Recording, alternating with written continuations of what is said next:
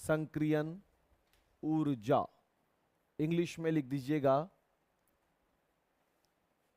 Activation energy, EA, संक्रियन ऊर्जा activation energy EA।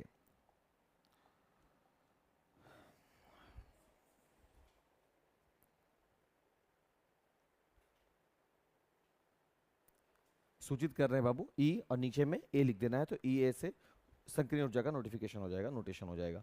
Clear है? Recording हो रहा है, हाँ सुनो बाबू ध्यान से अब इसको, संक्रियन ऊर्जा को। सबसे पहले हम समझने के लिए एक समीकरण उठाएंगे। समीकरण है H2 plus I2 arrow 2HI। Hydrogen iodine आपस में रिएक्शन कर रहा है और रिएक्शन करने के बाद हाइड्रोजन का आयोडाइड HI बन गया। सही है बात यहां तक? अब हम लोगों को सिर्फ इतना सा इसके प्रोसेस पे ध्यान देना है कि इस हाइड्रोजन आयोडाइड का निर्माण हुआ कैसे, बस इसके रचना को समझना है। अगर हम इसके रचना को समझ पाए तो हम मध्यवर्ती उत्पाद, कौन सा नाम लिया अभी हम? मध्यवर्ती उत्पाद। उत्पाद का मतलब होता है प्रोडक्ट, मध्यवर्ती का मतलब होता है अभिक्रिया के बीच में बनने वाला। इसको हम लोग सक्रिय संकुल भी बोलते हैं। तो दो नाम हो गया, एक नाम क्या बोल दिया अभी? मध्यवर्ती उत्पाद। एक नाम कौन सा ले लिए? सक्रिय संकुल बनाएंगे, और सक्रिय संकुल से ही उत्पाद बनते हैं। तो ध्यान से हम उसके एक्टिवेशन एनर्जी को समझने का कोशिश करेंगे। तो H2 प्लस I2 2HI बनता कैसे है? तो H2 है, तो एक हाइड्रोजन यहां हुआ और एक हाइड्रोजन यहां हुआ, बंध से जुड़े हुए हैं, प्लस फिर कौन है? I2, एक I यहां हुआ, एक I यहां हुआ, रिएक्शन हुआ। अब देखो बाबू ध्यान से, दोनों का निर्माण, किसका निर्माण हम लोग कर रहे हैं बाबू? हाइड्रोजन आयोडाइड का। यहाँ पे हाइड्रोजन है, यहाँ पे हाइड्रोजन है, यहाँ पे आयोडीन है और यहाँ पर आयोडीन है। जैसे जैसे ये क्या है बाबू? ये अभिकारक है। अभिक्रिया जैसे जैसे आगे चलेगी अभिकारक की सांद्रता घटेगी, लेकिन कैसे कम होगी बस इसको ऑब्जर्व करो, बस आराम से। तो हाइड्रोजन और हाइड्रोजन जो आपस में जुड़े हुए हैं ये धीरे धीरे टूटना शुरू करेंगे, इनका बंधन क्या होगा? कमजोर। ठीक, टूटेंगे आपस में तब ना हाइड्रोजन के साथ आयोडीन जुड़ेगा। उसी प्रकार से ये दोनों आयोडीन जिस प्रकार से आपस में जुड़े हैं ये भी धीरे धीरे क्या करेंगे? टूटने लगेंगे, यानी कमजोर होने लगेगा। और जिस तरीके से दो हाइड्रोजन के बीच का बंधन टूट रहा होगा, दो आयोडीन के बीच का बंधन टूट रहा होगा, ठीक उसी प्रकार से हाइड्रोजन और आयोडीन के बीच का बंधन जुड़ रहा होगा। हाइड्रोजन हाइड्रोजन क्या हो रहे हैं? टूट रहे हैं, और हाइड्रोजन आयोडीन जुड़ रहे हैं। उसी पल, जिस पल जैसे अभिक्रिया आगे बढ़ रही है, जैसे जैसे रिएक्शन बढ़ रहा आगे, ये अभिकारक, कौन कौन से अभिकारक है बाबू? हाइड्रोजन और हाइड्रोजन और आयोडीन, ये धीरे धीरे घट रहे हैं। कैसे घट रहे होंगे? H2 जो है, H और H के बीच का बंधन कमजोर हो रहा है, I और I के बीच का बंधन कमजोर हो रहा है, और जिस पल ये बंधन कमजोर हो रहा है उस पर दूसरा काम भी जारी है। वो काम कौन सा है? आयोडीन और आयोडीन का जुड़ना, सॉरी हाइड्रोजन और आयोडीन का आपस में जुड़ना, ये वाला काम, ये काम जारी है। देखो ये वाला क्या हो रहा है? धीरे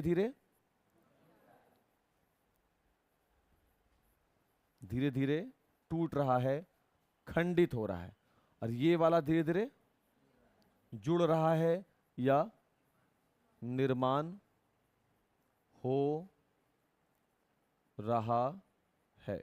ये जो बीच में ये बन रहा है ना, इसका टूटना और इसका जुड़ना एक साथ जो यहां पे हो रहा है, ये जो बन रहे हैं इसी को हम लोग बोलते हैं सक्रिय संकुल, या फिर दूसरा नाम अभी हम क्या लिए थे?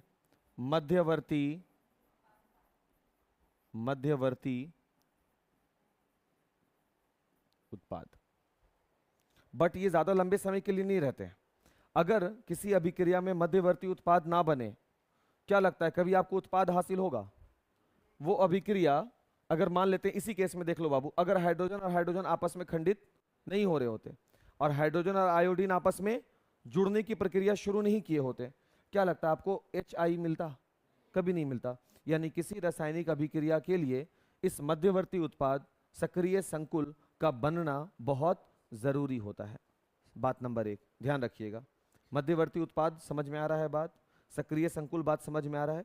और इसके बाद जब रिजल्ट मिलेगा ना हमको, इसके बाद जब रिजल्ट मिलेगा तो वो होगा मेरा उत्पाद, जो कितना होगा 2HI, हाइड्रोजन और आयोडीन आपस में पूर्ण रूप से जुड़ गए। देखिए आ रहा बात समझ में? तो ये मेरा है फाइनल रिजल्ट, जिसको हम क्या बोल रहे थे, उत्पाद। ये वाले भाई साहब जो हैं ये क्या है, अभिकारक।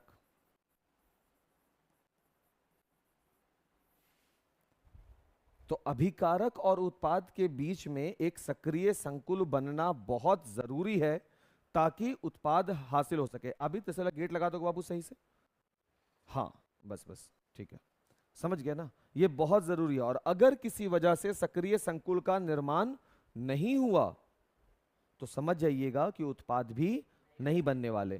तय है बात यहां तक, कोई दिक्कत नहीं है। अगर आप एक्टिवेशन एनर्जी नहीं समझेंगे ये क्या है, अगर आप इसको नहीं समझिएगा तो आपको उत्प्रेरक वाला काम भी समझ में नहीं आने वाला है, इसलिए आप इस पर थोड़ा सा फोकस रहिएगा। ये बताओ कि ये जो समीकरण दिए उसके लिए ये जो छोटा सा बात बताया गया, क्या ये सबको समझ में आ गया है? ठीक है, तो हम लोगों को जो हम किसी अभिक्रिया के लिए एनर्जी इन्वेस्ट करते हैं, नहीं सुनते हो, बहुत सारी ऐसी अभिक्रियाएं हैं जो कमरे के ताप पर ही एग्जीक्यूट कर गई। बहुत सारी ऐसी अभिक्रियाएं हैं जिसके लिए हमको टेम्परेचर इन्वेस्ट करना पड़ा, ताप देना पड़ा ताकि अभिक्रिया संपन्न हो सके। कैल्शियम कार्बोनेट को तोड़ रहे हैं तो एनर्जी देना पड़ता है, इन्वेस्ट करना पड़ता है, तब जाकर के इन्वेस्ट एनर्जी जो आप करते हो ना, वो एक्चुअल में उत्पाद प्राप्त करने के लिए ऐसे रॉ टाइप पर आपको लगता है कि हाँ उत्पाद प्राप्त करने के लिए आप देख रहे हैं, बट फैक्ट क्या है उसके पीछे कि आप सक्रिय संकुल प्राप्त करने के लिए इन्वेस्टमेंट करते हो और कुछ भी नहीं से ज्यादा, क्योंकि सक्रिय संकुल के बाद काम खत्म हो जाता है, रिजल्ट सीधे तैयार हो जाता है आपके लिए। सही है? तो क्या करते हो, जो ऊर्जा आप इन्वेस्ट करते हो ना, या जिस एनर्जी को प्राप्त करके कोई अभिकारक सक्रिय संकुल का निर्माण करता है, उसी एनर्जी को हम लोग एक्टिवेशन एनर्जी, संक्रियन ऊर्जा हिंदी में बोलते हैं। क्या बोला जा रहा है, जिस ऊर्जा को प्राप्त करके मेरा अभिकारक किस में बदल जाता है, सक्रिय संकुल में या फिर मध्यवर्ती उत्पाद का निर्माण कर देता है, उसी ऊर्जा को, उसी एनर्जी को हम लोग संक्रियन ऊर्जा कहते हैं। ऐसे ध्यान रहेगा। हाँ, अब ऊर्जा के बारे में थोड़ा सा ग्राफ के रूप में समझेंगे। देखिए हम लिखवा देंगे बाबू, ठीक है ना, टेंशन नहीं। हाँ ठीक है,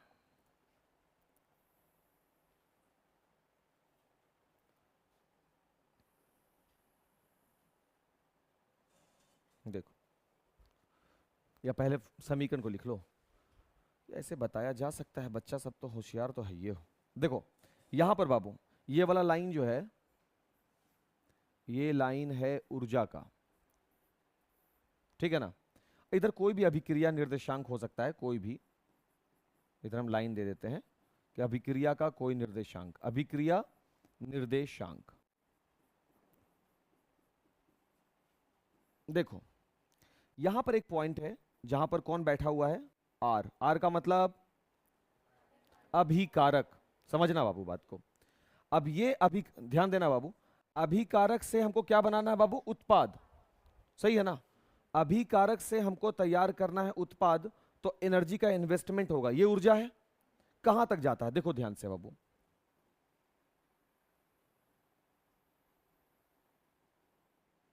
यहां पर हमको मिला है P, यानी के उत्पाद, क्लियर है बात। तो R भी दिख गया, P भी दिख गया। एक मिनट,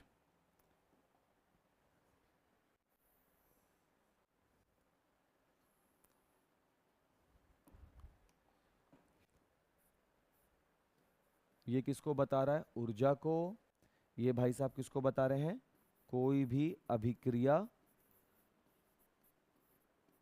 निर्देशांक को। और यहां कहीं पर R है ऊर्जा वाले लाइन में, ये R का मतलब है अभिकारक की ऊर्जा कहीं पर रही होगी, और अब फिर से अभिक्रिया शुरू किया, और इस बार उत्पाद जो है वो थोड़ा सा R के ऊपर ही बन गया। देखो दोनों फोटो में अंतर क्या है सर, अंतर यह है कि यहां पर अभिकारक की जो ऊर्जा है और यहां P यानी उत्पाद की जो ऊर्जा है वो अभिकारक से थोड़ा सा नीचे आई है। यहां पर अभिकारक की जो ऊर्जा है, P की जो ऊर्जा है वो R से थोड़ी सी ऊपर आई है। ठीक है बात यहां तक, ठीक। हम उसकी बात नहीं कर रहे, हम किसकी बात कर रहे हैं, हम जब ऊर्जा का इन्वेस्टमेंट यहां किया है बाबू, हम जब ऊर्जा का इन्वेस्टमेंट किया, किस में ऊर्जा का इन्वेस्टमेंट करेंगे? उत्पाद में या अभिकारक में? ऑब्वियसली अभिकारक में करेंगे, उत्पाद मेरे हाथ में थोड़ी ना है, अभिकारक मेरे कंट्रोल में है। अभिकारक को जब ऊर्जा दिया जाता है, या अगर आप ऊर्जा नहीं भी दे रहे हैं, कमरे के ताप पर रखते हैं, तो वो कमरे के टेम्परेचर से भी तो ऊर्जा ले रहा है अपने अंदर ना। वो ऊर्जा प्राप्त करके कहां तक पहुंचेगा? ये जो इसका हाई पॉइंट है ना, यहां पर जाकर के जो एनर्जी उसे हासिल हो रही है, यही एनर्जी क्या कहला रही है? EA, यानी एक्टिवेशन एनर्जी। और जब वो एक्टिवेशन एनर्जी को प्राप्त की, ये R है, यानी यही मेरा H2 प्लस I2 है, ये ऊर्जा को प्राप्त किया, थोड़ा थोड़ा ऊर्जा मिलता गया मिलता गया मिलता गया, रिएक्शन मेरा आगे बढ़ता गया, जिस बिंदु पर जाकर उसको पर्याप्त एनर्जी मिल गया, वहां पर वो किसका निर्माण कर दिया? सक्रिय संकुल का।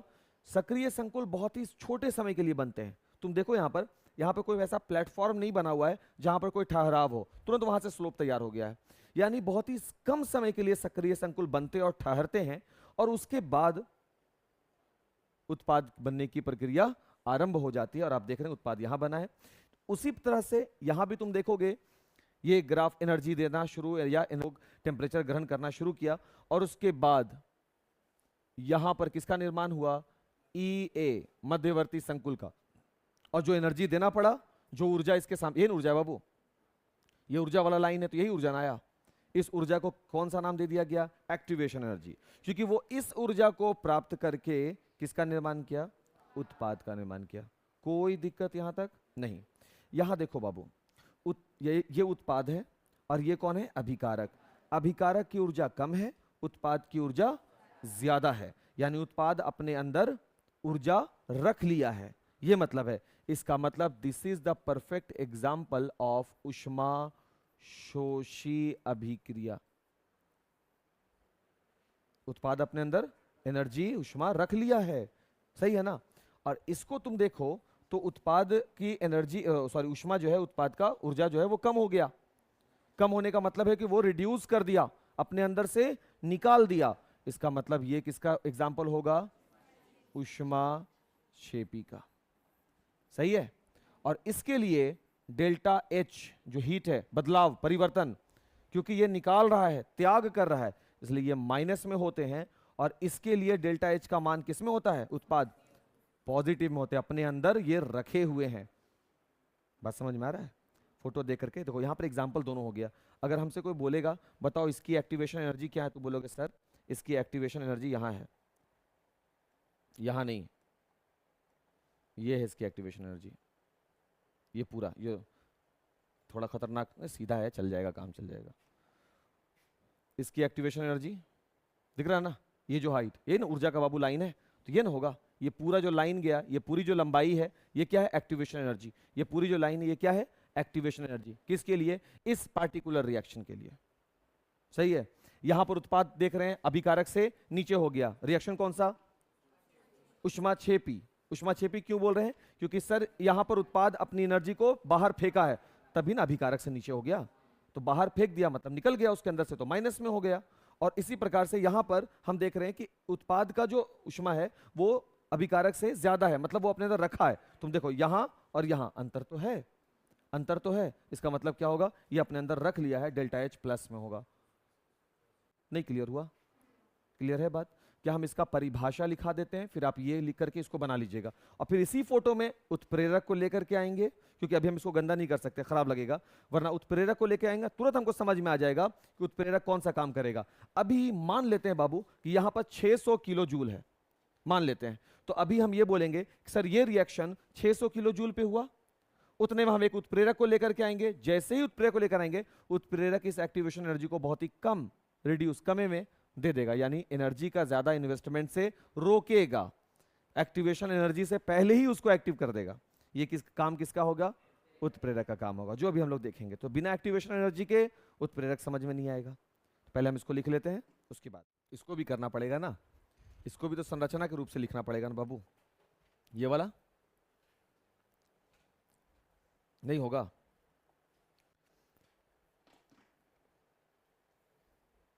HI ऐसे नहीं हुआ बाबू, प्लस में, सही बोल रहे हैं, तब ना बना 2HI। वहां पे हम लिख दिया था 2HI, जबकि सबको संरचना के दृष्टिकोण से लिख रहे हैं। अभी सही है?